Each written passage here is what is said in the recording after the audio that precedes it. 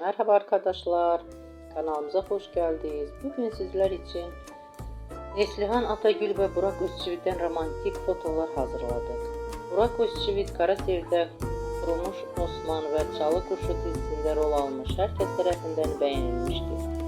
Biz de sizler için onların güzel paylaşımlarını hazırladık. Bu videoların devamlı gelmesini istiyorsanız kanalımıza abone olup yorum yazmayı unutmayın.